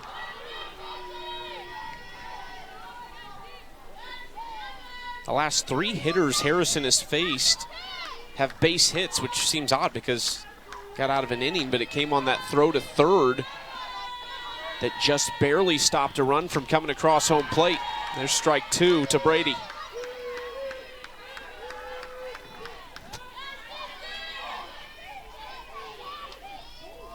Saw Taylor Pinnell yesterday in game two. One inning, gave up 2 hits and 3 runs.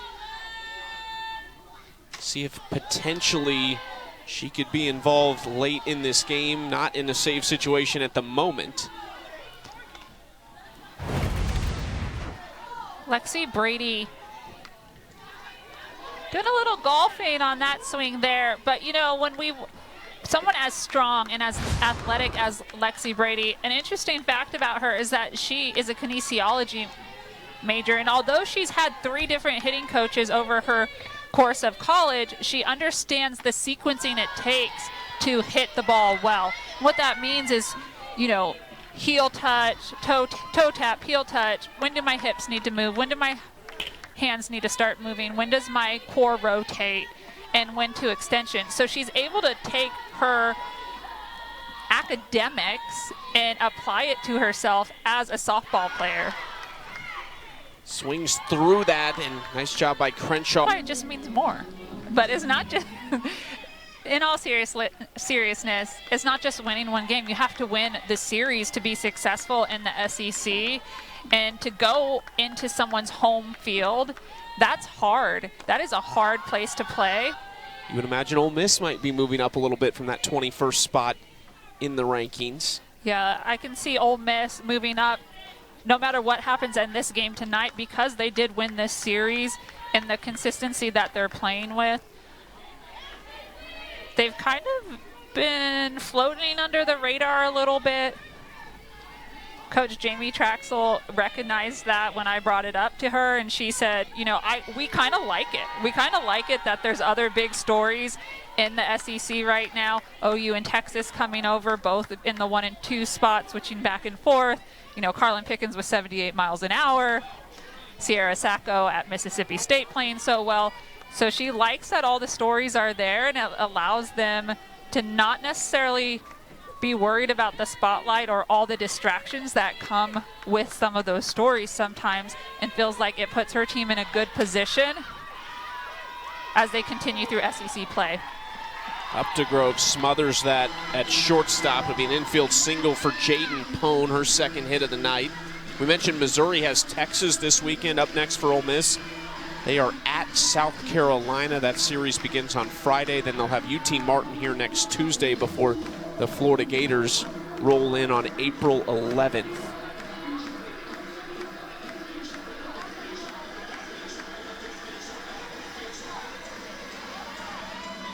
Pone at first with 2 away. Not sure if we might have a change here potentially in the 8-hole for Ole Miss. Ryan Starr is due up. Looks like it is going to be instead Jamie McKay. That's Bobby Buchanan talking to Jamie McKay at the pinch hitter as she's coming up to bat. Bobby Buchanan has been instrumental with helping setting up game plans and offensive adjustments as he works with Coach Earlywine offensively. Said she's really comfortable talking kind of the technology of the game with him as well. Has had a big impact in that regard.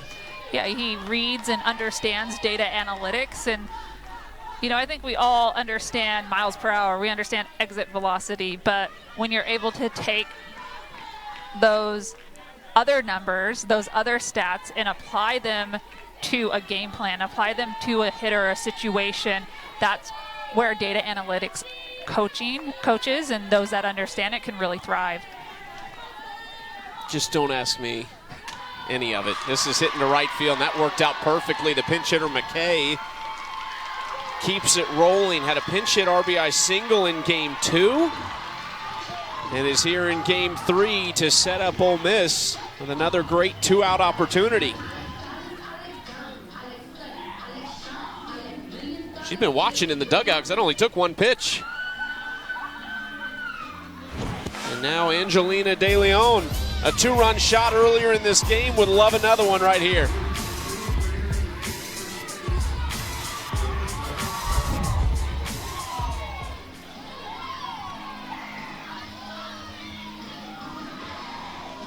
Ryan Starr re-enters to run at first for McKay. Long talk here with Sierra Harrison from Larissa Anderson. Potentially trying to break up a little bit of momentum, pump in some confidence to Sierra Harrison.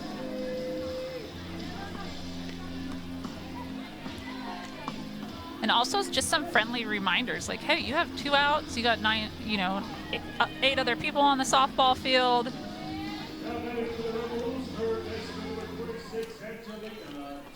Still a 4-run lead for Missouri. Ole Miss has not given the feeling that they are going to go quietly tonight. Here in the bottom of the 5th. They've had 10 hits in the game, 3 more than the Tigers. There's strike 1 on the inside corner from Harrison.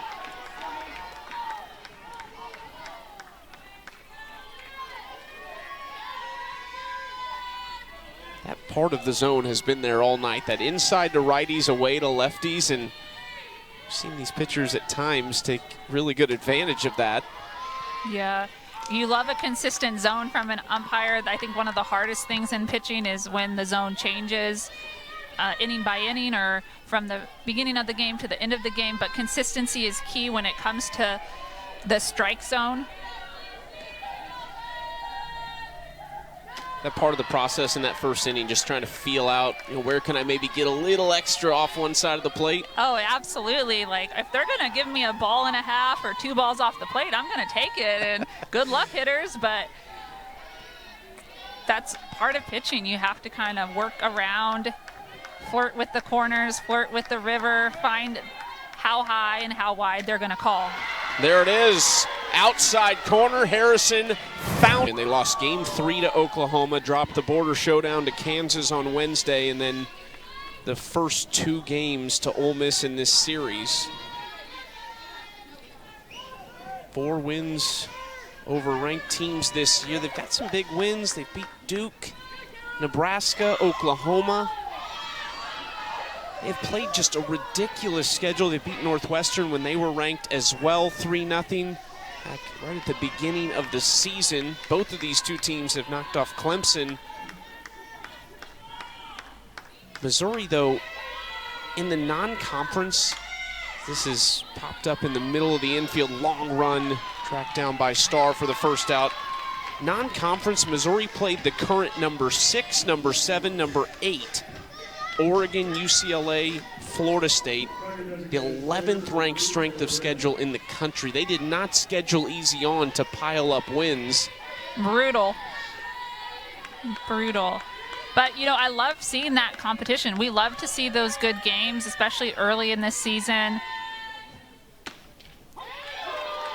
I think coaches like it too. They want to see what their team can do, who's going to step up, who feels the fire and has the confidence against the best pitching so that they're ready for regular season play.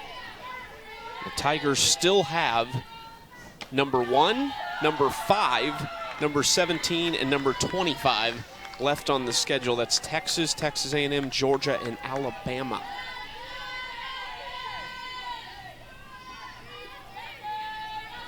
From tonight on, we'll need to stay above 500 on the season against those teams, plus some midweeks mixed in here and there.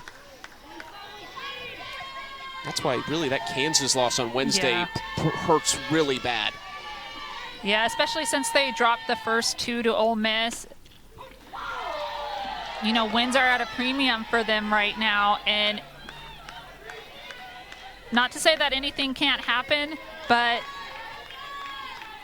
it makes those midweek games for Missouri right now extra important. It puts a lot of weight on the midweek games. They have to pull off their midweek games to give them some cushion. I would even say a little bit of a security blanket, a little bit of safety. So then they're not going into the last season of SEC play against Georgia trying to win 2 out of 3 or trying to win a series sweep in order to make sure that their record is okay.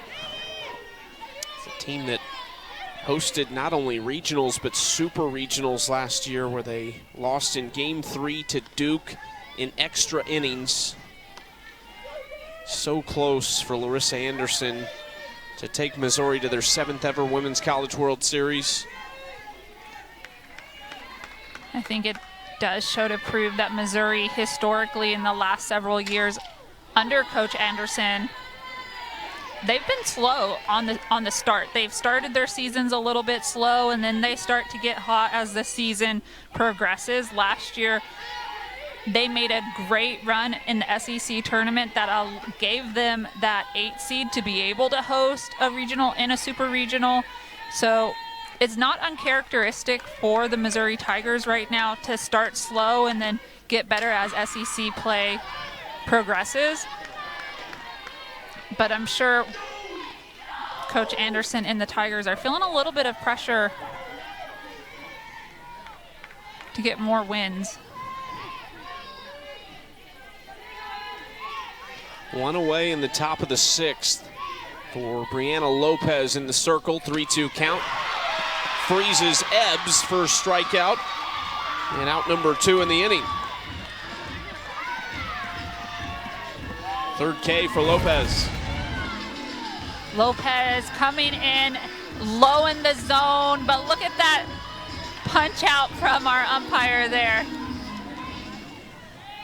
Nothing like pumping up a pitcher to see a called third strike.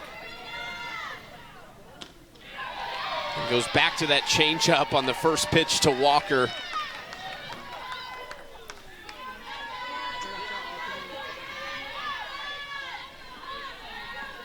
Walker 0 for 3, but reached on an error last inning and scored. Swinging at the 0-1 pitch, Starr on a short hop on the run. Nice play by Ryan Starr. 1-2-3 inning for Brianna Lopez and company. A little help from the Star at shortstop. But we did see put up a 5 spot in the 2nd inning, so nothing's impossible for this Ole Miss offense. Malvin has walked once tonight. She's 0 for 2. Boutte, Binford, Yamas, after Malvin, have all reached the last 2 times they've come to the plate, and Yamas has reached all 3 times tonight. So if Malvin can set the table, there is potential for a big inning for the Rebels. Fouls it into the netting. Sierra Harrison, 3 1/3, 5 hits, no runs. She's worked around a little trouble in this relief outing. Just 1 walk, couple strikeouts.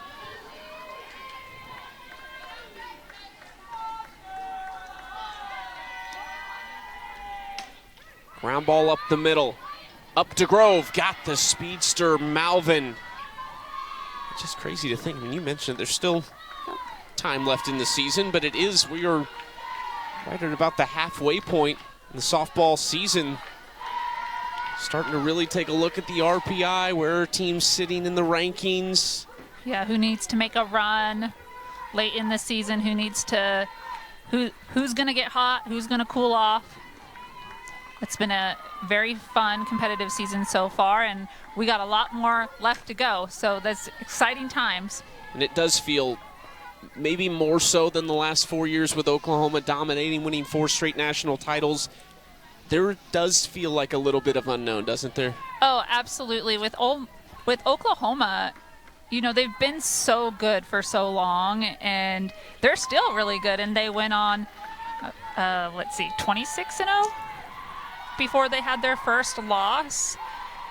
of the year. So it just feels like there's more opportunity for teams this year as Lair-Boutet gets hit. Looked like she reluctantly hung in there just enough to take first base on that one. She's reached with a single, a bunt single, and now this. Oh, not much she could do there to get out of the way. She turns her shoulder. Looks like it might have got a little bit of tricep, but a lot of Evo shield. Pinch runner at first base is Addison Duke, freshman from Yuma, Arizona, making her 23rd appearance of the season, primarily in this role. Aaliyah Binford at the dish. Back-to-back singles for her, one of them coming off of Harrison. Aaliyah Binford, she's an aggressive swinger. She swings hard. Leads the team with 9 doubles. Yes, she has a lot of doubles, a lot to opposite field, which all her singles tonight were in the 5-6 hole. So sprays the ball across the field.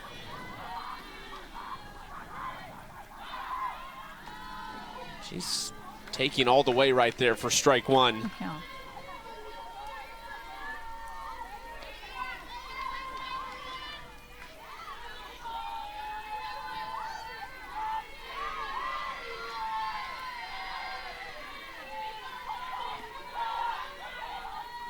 One from Harrison.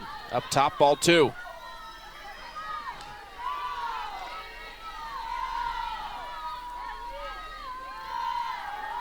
"21 combined home runs on the season between Binford, Llamas, Brady, which are the 3 batters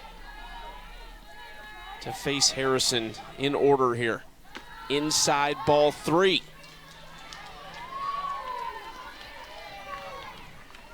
Good job by Aaliyah Binford here, just being a little patient. I like this, especially with Ole Miss being down. It's more important for base runners right now for Ole Miss. Slow roller, tough play for Updegrove on a backhand and throws it wide. It would have been a close play regardless. First and second now for Ole Miss with just 1 out.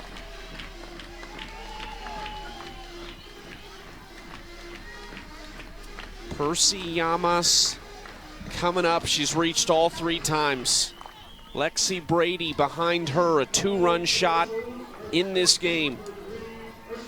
They'll rule that a single for Binford.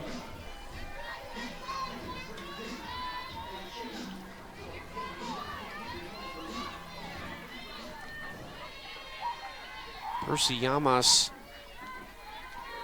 not just the power and the run production, but she's only struck out twice this year. She won her first 81 at-bats of the season without a strikeout as a true freshman in the SEC, and obviously weren't playing SEC opponents at the beginning of that, but either way, to step up to the next level and have that kind of a run. Yeah, that's really impressive. Very impressive, you know, swinging to contact, working counts, battling back. Hard hit ball, that's by Walker at first. They will hold the runners. Bases loaded, the table is set for Lexi Brady in an inning that Ole Miss has dominated all season long.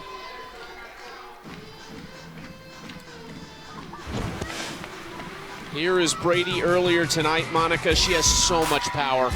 Yeah, so much power. She's such a good hitter, and she is having a record year. Her first at-bat, she hit a home run. She's been a little quiet since then, but I know she's probably thinking this is the time that my team needs me the most. They are going to give her a different look. It is not going to be Taylor Pinnell. This is going to be Natalie Touche coming in for Mizzou. She's spotlighted a little bit here and there through the season as a reliever and a closer. Her last action came against Illinois on March 18th. Just 1 inning pitched, allowed 1 hit, no runs. She's thrown just 12 innings on the year.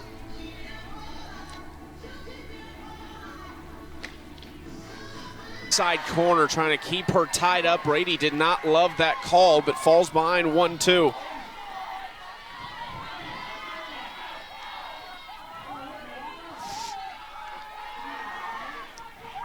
A 2-run home run, a deep fly out, and a strikeout for her tonight. Brady lifts this one really high into left field. You can hear the communication out there, and it is Updegrove who makes the catch. A massive out right there for Natalie Touche. They didn't not low in that zone, that same inside. In fact, I think Lexi Brady might have just missed a little bit. That ball was plated a little bit much, but sky high to left field.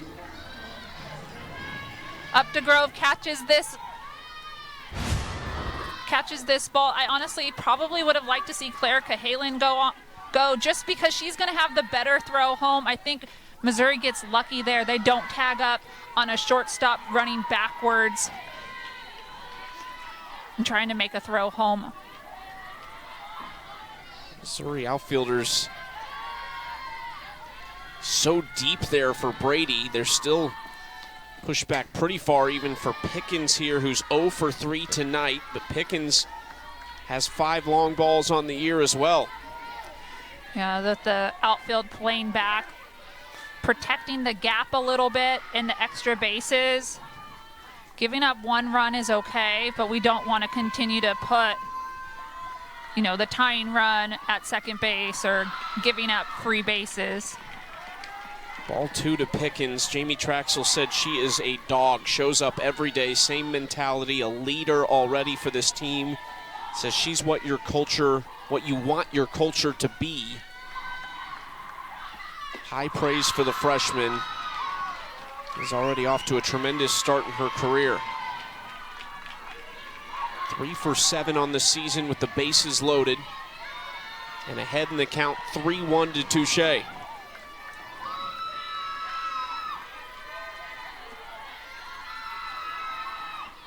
Swinging deep to left center field. Back goes Langer at the wall and makes the catch. The second time tonight with the bases loaded that Ole Miss has hit one to the wall. Maybe a thank you there for. Need more power. First pitch low from Lopez. Madison Updegrove has done a nice job as shortstop tonight, but also a couple base hits. Drove in a run by getting hit by a pitch. Yeah, Missouri's offense tonight has been a lot, I would say, scrappier, a little bit more creative. They're showing bunts. They've got a lot more walks. They've had hit by pitches. And then just throw in there a grand slam and running first to third on a bunt that it allows you to score. So they're doing it all tonight and have scored in many different ways. You just got to love that as a head coach from Larissa Anderson, too. It's not just, okay, we're struggling right now, let's stay in the cage, just keep working. I mean, they're trying different things from an approach standpoint, it seems like, and she's going to do whatever she can to get this team moving in the right direction. Yeah, absolutely. I think there's frustration when you're not performing the way that you feel you can or as an athlete, and there's frustration when your team isn't performing the way you can. And sometimes it takes heart-to-heart conversations, and sometimes it takes a talking to. And really, I think what it comes down to is the team of the athletes coming together and saying, we're tired of this. Let's change our mindset, and let's just do whatever we can. Let's bring out all the things to try to create some momentum for us. Head back home tonight to Columbia. Host Missouri State on Wednesday before Texas this weekend. Hard hit ball at Star. One shortstop retires, another one out.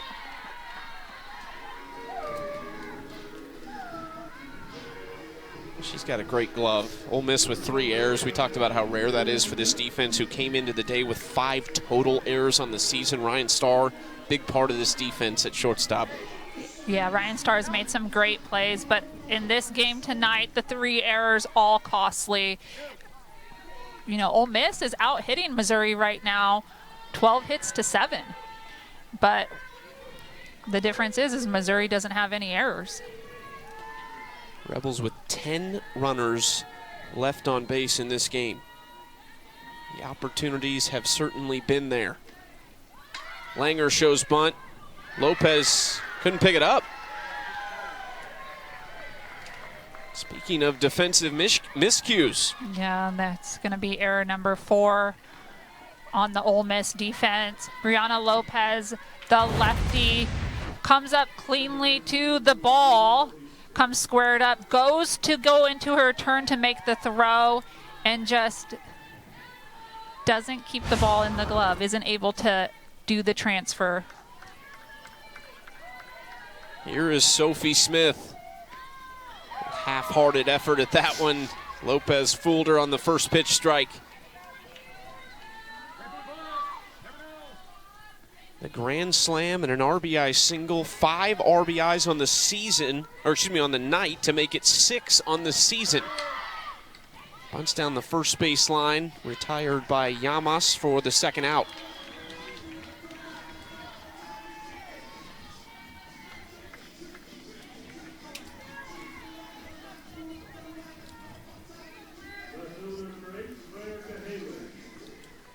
Last chance for Missouri to add to this 4-run lead. Claire Cahalan, the left fielder.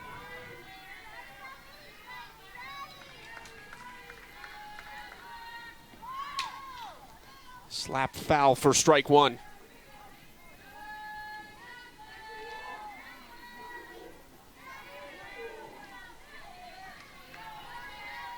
Cahalan made 13 starts last season. 12 of them came in the last 12 games of the year out in left field. Played in 53, but really became a staple down the stretch for Missouri in the regional and super regionals.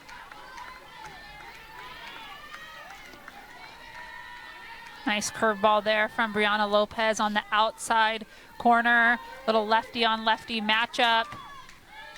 She tries to step that over a little bit, which means taking her last pitch and moving it over 1 to 2 balls off the plate. How'd you like attacking lefties? Oh, I loved throwing my curveball to lefties. And I like to step it in lanes 1, lanes 2, and lanes 3 off the plate. Picked up by Starr, and she has been spectacular defensively for Ole Miss. Another great play by the shortstop. Yes, that was interesting. Maybe, or trying to get her steps in tonight. That was just pure gold right there. You gotta love Mic'd Up Monday. What a great addition to the softball season. And hearing these coaches, so many qualified, well-coached softball teams in the SEC, and getting a little insight on how they talk to their players. Getting some great personality, too, from these coaches. Last chance for Ole Miss here in the 7th. 7, 8, 9. Led off by Jaden Pone, who is 2 for 3 with a couple singles.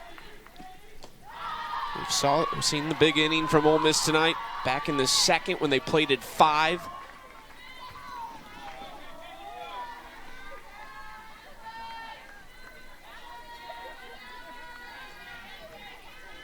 We have seen 2 balls by the Rebels hit to the wall with the bases loaded.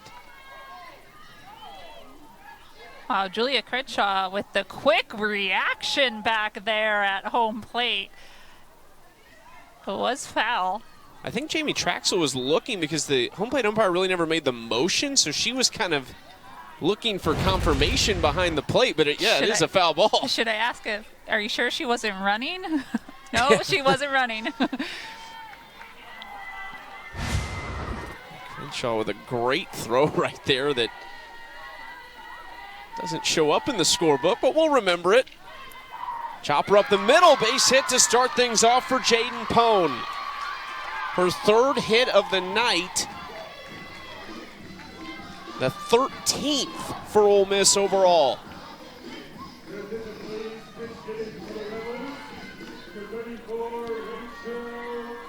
Ole Miss with 13 hits tonight, but only 5 runs. Just that productivity, a little bit with runners on base. You know, they are out hitting Missouri. Missouri only has 7 hits tonight. Seeing if they can string something together tonight in the bottom of the 7th and make a little magic. Pinch hitter Rachel Connors at the plate, swings through that and missed it. Or it was a foul ball. It's a late call on the foul ball that'll move Pone back to first. And Julia Crenshaw picks it up again with cat-like reflexes back there. For Rachel Connors, freshman from Chandler, Arizona to Perry High School. This is just her 6th appearance of the season. She's 2 for 5 on the year with a double. Takes that high for ball 1.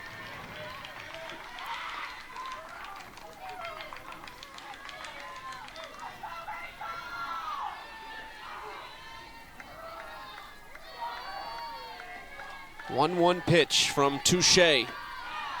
Catches the outside corner for strike 2. Could be a big confidence booster for Natalie Touche, the sophomore out of Texas, in the circle as well tonight.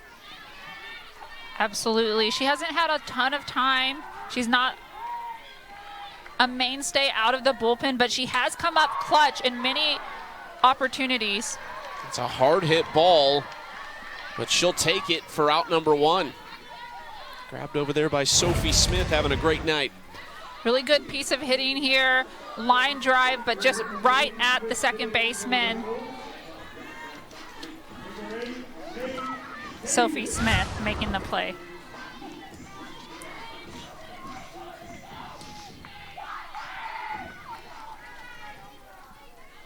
Another pinch hitter at the plate, Tate Davis, another freshman out of Greer, South Carolina, her 12th appearance of the season.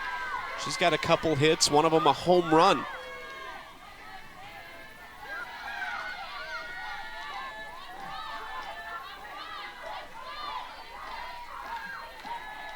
Oh, 1 from Touche. Spins it outside.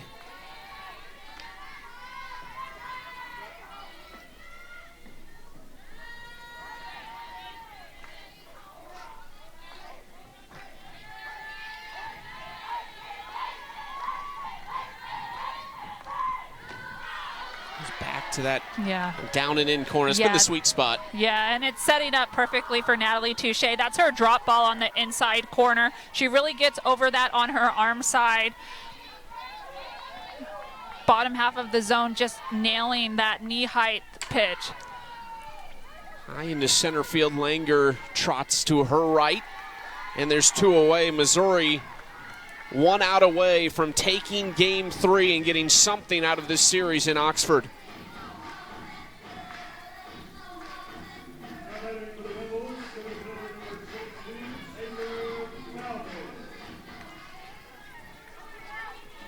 Back to the top of the order for Taylor Malvin. 0 for 3 with a walk and a run scored tonight. Slaps it foul for strike 1. For Ole Miss, if they do come out on the wrong side of this, it would be their 7th loss of the year. The good news is they have responded every time. They're 6-0 following a loss. They've outscored opponents 44-10 in those games as well, so has been a really good team rebounding. Ground ball, chance to end it. Updegrove to first, and Missouri takes game 3 over Ole Miss, 9-5, a very important win for the Tigers. Absolutely, and preventing the sweep, Missouri comes through with an overall just team win. You know, offense produced, pitching produced. Really good to see Missouri bounce back after losing the first 2 games. But Ole Miss wins this series. Missouri picks up win number 19 on the year. Ole Miss falls to 28-7. You said it, Ole Miss takes 2 of 3, but the